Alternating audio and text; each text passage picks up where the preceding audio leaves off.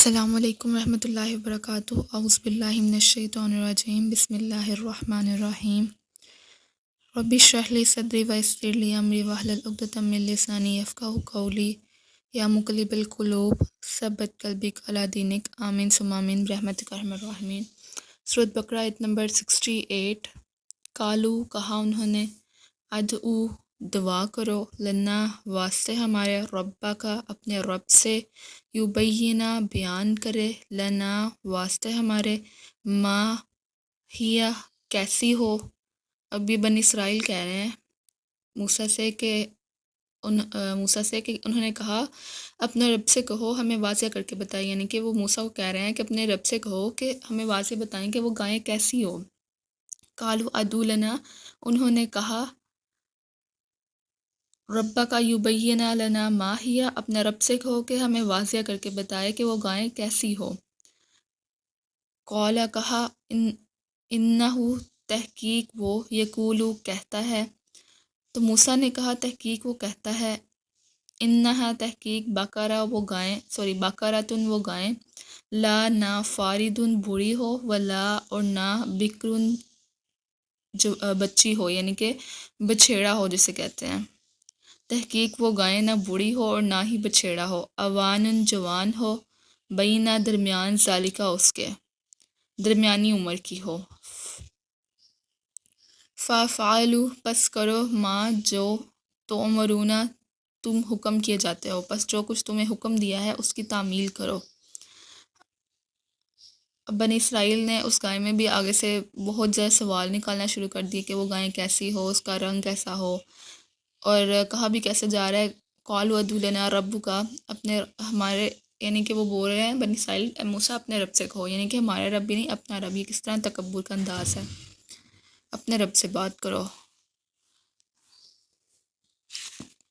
اس طرح کی ایمان والوں کی روش نہیں ہونا چاہیے، ان کی جو بھی حکم ہو ان لوگوں کو ملے، ان لوگوں کو اس حکم کو پورا کرنا چاہیے اور نیکیوں میں جلدی کرنی چاہیے۔ قالو، کہا انہوں نے، ادعو، دعا کرو، واسطے، لنا ہمارے، رب کا، اپنے رب سے، یبینہ، بیان کرے، لنا واسطے ہمارے، ماں کیا، لونہا، رنگ اس کا۔ انہوں نے کہا اپنے رب سے کہو کہ ہمیں یہ بتائے کہ اس کا رنگ کیا ہو، یعنی کہ اس کا رنگ کیسا ہو۔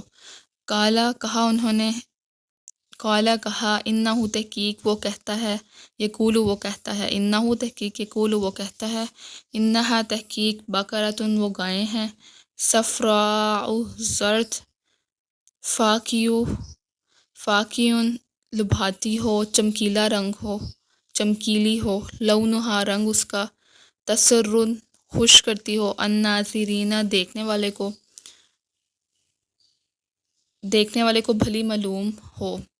انہوں نے کہا، یعنی کہ جب انہوں نے کہا کہ موسیٰ، دوبارہ انہوں نے کہا کہ موسیٰ اپنے رب سے کہو کہ بتائے کہ اس کا رنگ کیسا ہے، تو موسیٰ علیہ السلام نے فرمایا، وہ فرماتا ہے کہ نمایاں زرد رنگ کی ہو جو دیکھنے والے کو بھلی معلوم ہو۔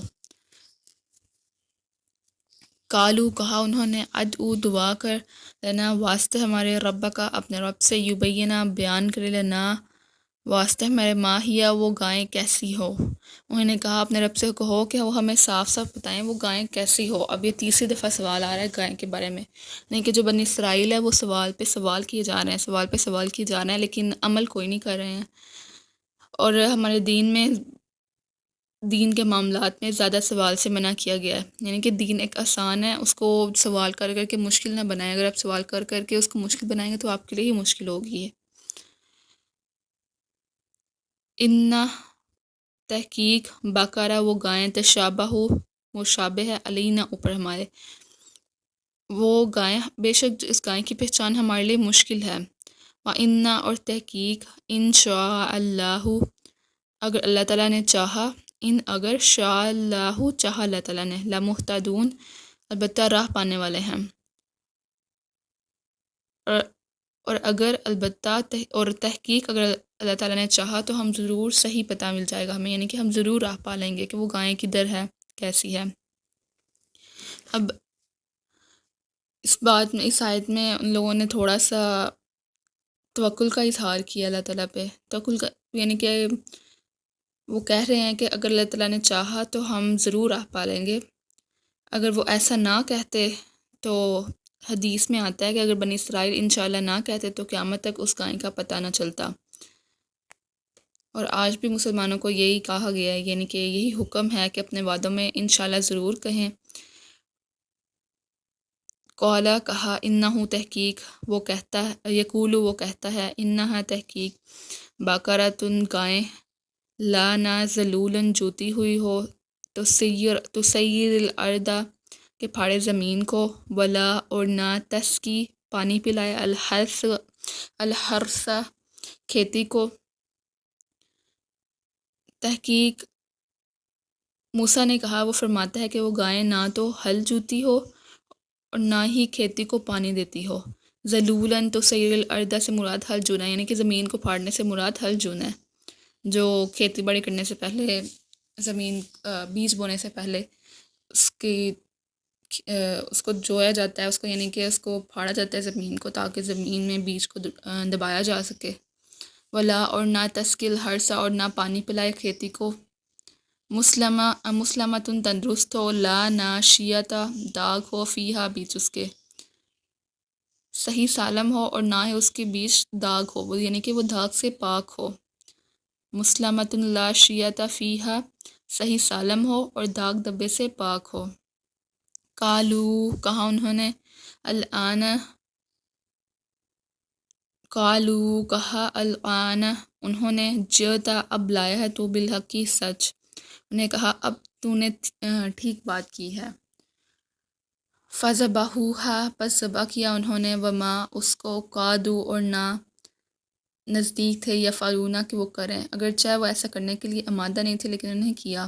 پس ذبح کیا اور اس کو وہ کرنے کے نزدیک نہیں تھے، نہیں تو ان لوگوں نے آخر کار ذبح کر دیا، لیکن ان کے جو دل میں تھا وہ تھا کہ وہ ذبح نہ کریں. کیوں نہ کریں؟ کیونکہ وہ اہل فرعون کے ساتھ رہ کے وہ بھی ان جیسے ہو گئے تھے، اور بتوں کی پوجا گائے کی بھی پوجا شروع کر دی تھی ان لوگوں نے. اور بنی اسرائیل کا جو یہ والا واقعہ ہے وہ اس لیے اللہ تعالیٰ نے ان لوگوں کو گائیں کو ذبح کرنے کے لیے کہا تھا، کیونکہ ایک بنی اسرائیل کا ایک شخص تھا جو کہ بہت مالدار تھا، اس کی ایک ہی بیٹی تھی اور ایک بھتیجا تھا. تو جو بھتیجا تھا اس نے جب دیکھا کہ جو چاچا ہے وہ تو بوڑھا ہو رہا ہے لیکن مر نہیں رہا ہے، تو اس نے اس کو مار دیا تاکہ اس کو سارا جو ورثہ ہے وہ مل جائے. یعنی کہ دولت کے نشے میں اس نے اپنے چاچو کو ہی مار دیا، اور پھر اس کی جو بیٹی تھی اس کے ساتھ نکاح کرنے کا سوچا. اس نے یہ پلان بنایا تھا کہ میں اپنے چاچو کو مار دوں گا اور پھر اس کی جو بیٹی ہے اس کے ساتھ نکاح کر لوں گا، اور قتل کی جو تہمت ہے وہ میں کسی اور پہ لگا دوں گا، اور اس طرح میں دید بھی وصول کر لوں گا، اور جو مقتول یعنی کہ جس کا قتل کرے گا اس کا مال بھی حاصل ہو جائے گا. اس شیطانی خیال میں وہ پختہ ہو گیا، اور اس نے ایک دن موقع پاتے ہی اپنے بوڑھے چاچا کو جو اس کو مار دیا اور دوسری جگہ ڈال دیا. وہاں کے لوگوں نے خون کا مطالبہ شروع کر دیا. جب جھگڑا زیادہ بڑھ گیا تو ایک عقل مند آدمی نے کہا کہ حضرت موسیٰ علیہ السلام سے، یعنی پیغمبر سے، اس بات کا فیصلہ کرا لو.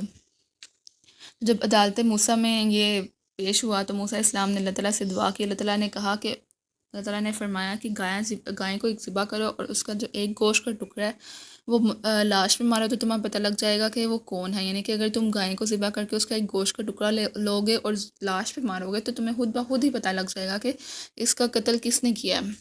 اس بات پہ موسیٰ علیہ السلام سے بنی اسرائیل نے کہا تھا کہ آپ اس عمل کو مذاق تصور کر رہے ہیں. یعنی کہ ہم نے جو پہلے پڑھا ہے آیت نمبر 67 میں، قالوا اتتخذنا ہزوا، کہ آپ ہم سے مذاق کر رہے ہیں. تو جس پر موسیٰ علیہ السلام نے جواب دیا کہ میں جاہلوں میں سے نہیں ہوں. پھر انہوں نے اعتراض کیا اور نئی نئی حجتیں اور سوالات نکالنے شروع کر دیے. ایک حکم کی اندر سے میخیں نکالنا، اور اس پہ زیادہ سے زیادہ سوال کیے.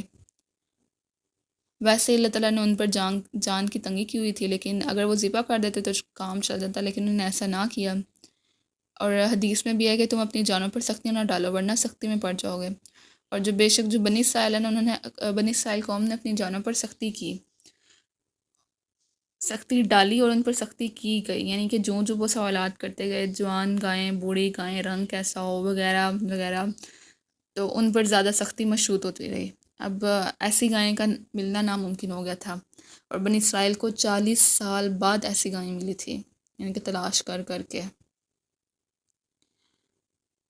اور وہ گائیں بھی ایسے ملی تھی کہ ایک لڑکے کے پاس تھی جو اپنے ماں باپ کا بہت مطیع فرما بردار تھا۔ اس کا جو باپ تھا اس کا وفات ہو گئی تھی، اور اس کی صرف ماں ہی تھی، اور ان کے پاس ایک ہی گائے تھی، اور وہ اپنی ماں کی بہت خدمت کرتا تھا۔ تو انہوں نے جب حضرت، یعنی کہ اللہ تعالیٰ نے اس انسان کو، اس لڑکے کو اپنے خدمت کا بدلہ دنیا میں ہی دینے کے لیے اس کی گائیں کو چوز کیا، اور اس کے بدلے پھر جو بنی اسرائیل سے جب آخر کار ان لوگوں کو وہ گائیں مل گئی اس لڑکے کے ذریعے، تو اس نے، بنی اسرائیل نے ان سے اس کے ویٹ کے بدلے سونا دیا اور اس گائیں کو خرید لیا، اور پھر جا کر ان لوگوں نے اس گائیں کو ذبح کیا۔ السلام علیکم ورحمۃ اللہ وبرکاتہ۔